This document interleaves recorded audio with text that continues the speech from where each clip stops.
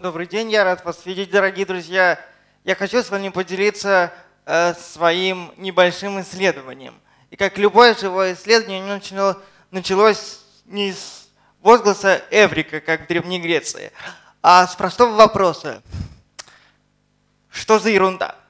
Да, это было самое частое, что я говорил. Дело в том, что в связи с моим состоянием здоровья мир внешний, так называемый мир здоровых людей, был от меня на некоторое время отрезан, и я считал, что должен подготовиться к встрече с тем, что ждет меня, как я раньше говорил, снаружи. Да?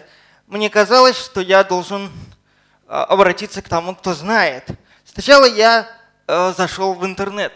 Мне показалось, что если у людей такие большие списки друзей в социальных сетях, то они должны понимать, что такое дружба.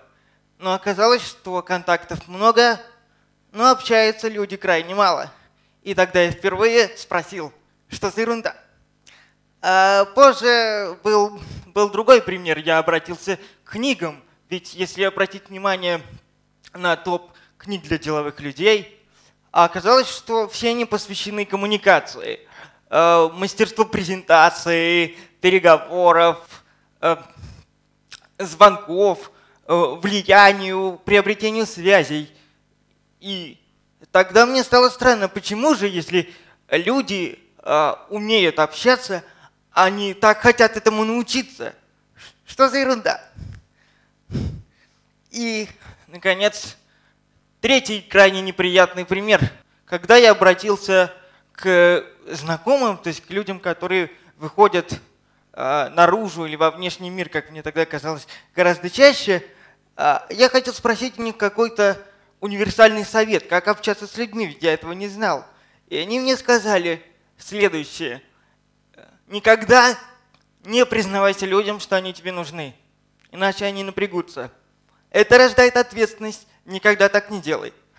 Второй совет: разбавляй сильные слова. Оказалось, что люди, которые общаются с другими людьми каждый день, боялись сильных слов, даже слово «друг». Они говорили: разбавь, сделай слово легче. И, наконец, мне сказали, что год дружбы ничего не означает, все еще может измениться. Человек может солгать, предать и сделать что-то неприятное. Нужно беречь силы, год ничего не означает. И тогда я снова спросил, что за ерунда. Получилось, что у меня нет ничего, на что бы можно было положиться. Советы странные, в книгах ничего дельного не пишут. Если посмотреть в телевизор, то там ничего не увидишь, кроме моды на катастрофу. Сначала это были преступники, потом авиакатастрофы, и чуть позже глобальные катаклизмы климата. В телевизоре только можно задаться вопросом, что тебя убьет быстрее, холод или жара. И тогда я снова сказал, что за ерунда, и решил действовать самостоятельно. Что же помогло мне выбраться? Помогло мне сделать первый шаг. Все гораздо проще, чем может показаться. Поскольку у меня не было ничего, на что бы я мог положиться извне, у меня не было денег, достижений, знаний, особых сил, я положился сам на себя. Я подружился с собой. Я всего лишь подумал, что я могу попробовать, ведь я уже видел все, что может произойти. Мне говорили люди, что меня может ждать страшное разочарование. Я подумал, а чего бояться, если все уже произошло? Я решил действовать самостоятельно, и я просто говорил людям, что я хочу с ними общаться. Я говорил, что я не знаю, как это делать. Я признавался в каких-то страхах, сомнениях, спрашивал, когда я что-то не понимаю. И что же произошло? Я признался, что я не знаю. Что же произошло? Ничего. Мир не развалился, земля не упала на меня, и я не провалился под землю. Да? Люди всего лишь стали ко мне более открыты, потому что увидели, что я не пытаюсь ими манипулировать. У меня нету техники, у меня нет подходов, я просто говорю то, что говорю. Сначала они смущались, потом все больше и больше приближались ко мне. Могу привести пример. Я долго думал, как я могу проявить свои эмоции в интернете, потому что смайлики мне казались чем-то неживым, пустяшным, ничего не означающим. И тогда я придумал обычай мысленных объятий. Если кто-то, скажем, болел, или я просто хотел ему выказать свое доброе отношение, неважно, это мой друг или просто знакомый, я говорил, что я его мысленно обнимаю. И произошло удивительное. Сначала люди сильно смущались, они посчитали, что ты делаешь, так не принято. Потом, со временем, я продолжал, ведь я же не успокоился. Они сказали спасибо, все так же смущаясь, но уже более доброжелательно. И в конце концов они сказали, я почувствовал. И я понял, что многие условности можно так преодолевать. Если ты, несмотря на то, что так не принято, продолжаешь это делать, ведь мир от этого не разваливается. Я уже это знал. Мир от этого не разваливается, то можно продолжать, и это приводит к результату. Могу привести другие примеры доверия к себе. Например, когда вы начинаете собственный бизнес, всем страшно, это нормально. В тех же книгах по бизнесу это называется синдромом самозванца. Вы очень боитесь оказаться некомпетентным. Снаружи все так страшно, как начинать самому. Но единственное, что может вам помочь в ситуации, когда стартап описывается как каждый день хочется просто лечь и умереть, а снаружи все очень страшно. Единственное, что может вас уберечь от смерти или придать вам сил, это доверие к себе. Также и в личных отношениях. Как вы можете допустить в свою жизнь человека и поделиться чем-нибудь сокровенным, если вы не верите себе? Вы ведь приблизили человека к себе. Вы чувствуете в нем что-то, что делает близким, что-то, что делает его родным или, по крайней мере, заслуживающим доверия. Сомневаться уже поздно. Вы или доверяете себе, или нет. Тогда просто иначе мне непонятно, зачем вы с ним разговариваете, если вы до конца в нем не уверены. И, наконец, третье. Я имею в виду призвание. Все, кто занимался творчеством, или, по крайней мере, в юности, скажем, писал стихи, сталкивались с тем, что окружающие говорят: зачем ты это делаешь? Все уже написано, сказано, ты не станешь великим. Но вы доверяете себе, своему видению, то, что вам не важно, что какой-то классик написал это раньше, чем мы. Вам важно написать это самому. Так доверие к себе приводит к результату. Могу также сказать о том, что я нашел, пожалуй, главную внешнюю причину такого напряжения. Дело не в том, что мир вокруг страшный или люди странные. Скорее работает какой-то медиаэффект. Насилие или агрессия не считается должным, что нужно доказывать, что кругом страшно. Просто это внедряется как аксиома, как ложная норма. Если ты что-то показываешь чаще, то всем кажется, что вокруг только это и есть. Я призываю вас к презумпции доверия. Я сейчас объясню, что это такое.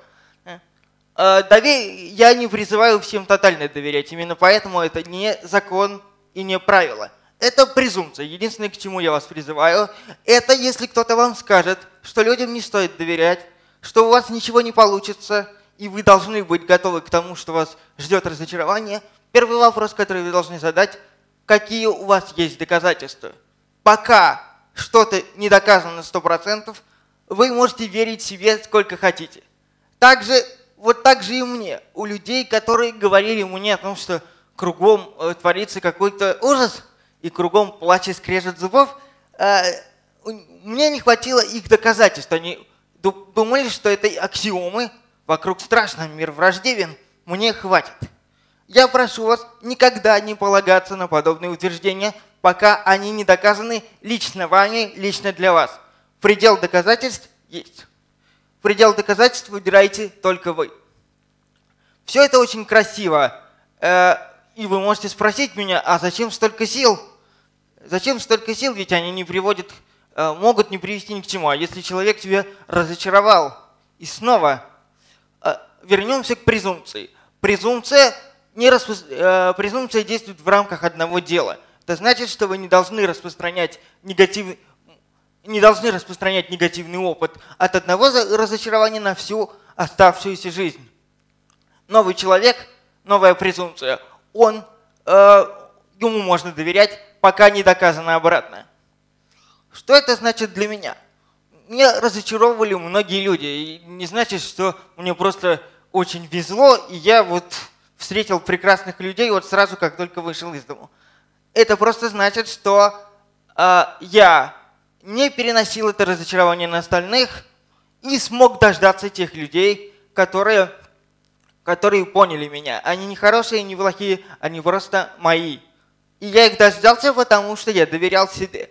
Я думал и считаю до сих пор, что если человек искренен и может двигаться от неудачи к неудаче, не теряя энтузиазма, то это рано или поздно приведет к результату.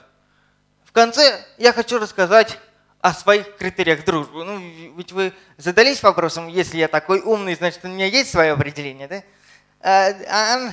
Оно простое. Оно простое на самом деле. Мой друг, если я считаю его другом, я его чувствую на любом расстоянии. Я поясню, что это значит. Это значит, что если он не пишет мне, или не звонит, или не приходит в гости, я не чувствую себя покинутым.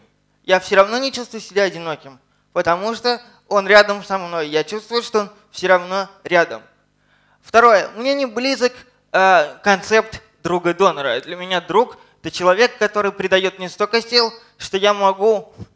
Он не добавляет их мне, он просто дает мне уверенность того, что я могу сделать все сам, и, как бы это ни смешно звучало, никогда не умру. Ну, правда. Да? Никогда не умру. Третий критерий – это ощущение вашей собственной полноты. С друзьями вы становитесь как бы больше, потому что, если обратить внимание, есть известный психологический принцип зеркала. Любой человек, с которым вы близко общаетесь, отражение вас самого. Значит, чем больше у вас близких контактов, тем лучше вы понимаете, кто вы сам. Ведь люди вас отражают. И таким образом я становлюсь больше. Я становлюсь полнее, я понимаю себя в очередной раз. И это усиливает мое доверие. Если вокруг меня такие люди, они похожи на меня, значит и я не так плох. И последнее. Когда меня спросили, есть ли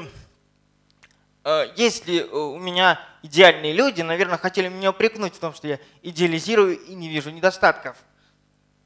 Логичное возражение. Я сказал, что люди идеальные для меня есть, потому что их устраивают мои недостатки, а меня устраивают их недостатки, и мы прекрасно ладим друг с другом.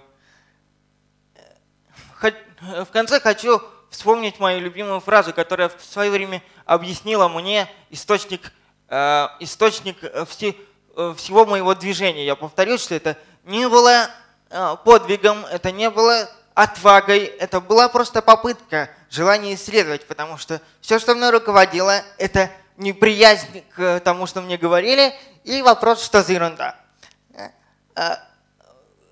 Одна фраза самурайская объяснила мне все. Самурай утверждает, что на Земле есть только 3 силы, которые влияют на мир. Это сила оружия или насилия, сила денег или сила золота и сила знания о себе. Вы не можете построить дружбу или длительные отношения при помощи насилия или денег. Поэтому все, что остается, это сила знания о себе. Знайте себя, дружите с собой, и вы сможете подружиться с миром. И прежде чем я уйду, я вас попрошу поаплодировать не мне, как это принято здесь, а поаплодировать своим друзьям, потому что это то, что сделает вас больше.